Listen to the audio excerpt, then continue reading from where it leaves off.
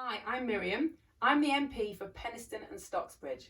Like my children, you're probably feeling a bit sad that you're not going to see your friends for a while, that you can't go to school and that you can't go out and play with your friends. And it is going to be really, really difficult to do this and you might be bored sometimes, but I want to tell you why it's so important that you do stay at home as much as possible and you don't go out and see your friends. So my children love playing with Playmobil and we've created this Playmobil village to try and explain to you what's going on with coronavirus. So in our village, we've got our street with lots of houses and families who live in them. We've got our cafe, we've got a playground, we've got a hospital, and we've got an ambulance. Now, at the moment, unfortunately, Jane is poorly. Jane's got coronavirus.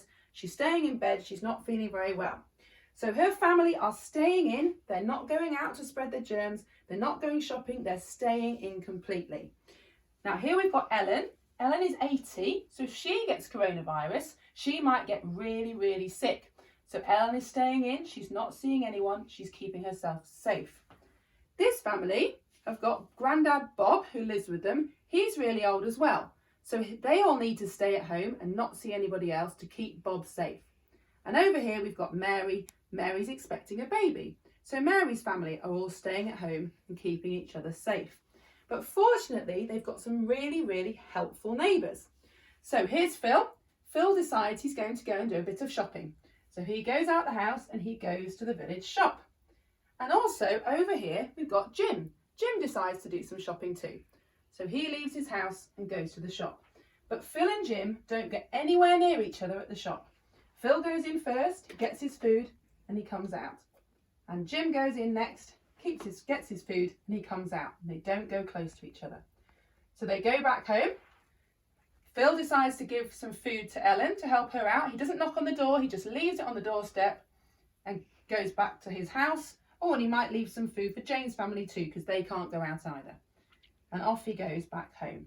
And Jim, he does the same for Bob's family, leaves some food on the doorstep, and for Mary's family, and he goes back home.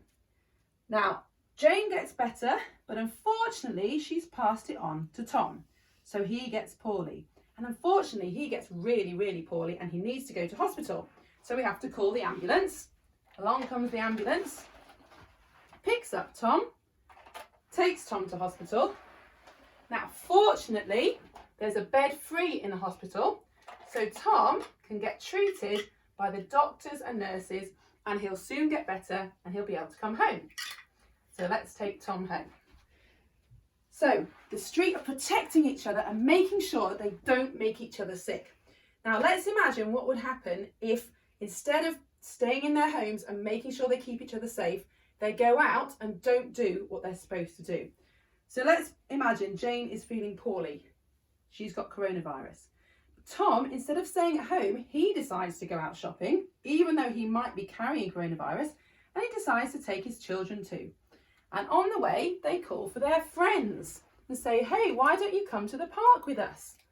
So they all go to the park, they all get in the sandpit together, really, really close, sharing their germs. Tom goes to the shop, and here we go, this chap here, Bob's son, he decides to come to the shop as well. Instead of keeping his distance from Tom, they have a good chat. They shake hands, they go into the shop together, share the germs, go to the park and pick up the children, and then they all go home. So they all get home, then Tom decides to go and take some food round to Ellen, but instead of just leaving it on her doorstep, he goes into the kitchen, puts it on her table, gets quite close to her, has a good chat, then he comes home again. And then Bob's son, he decides to take some food to Mary, talks to her, has another chat, walks down his road, knocks on his neighbour's door to see how they're doing, and then goes back home.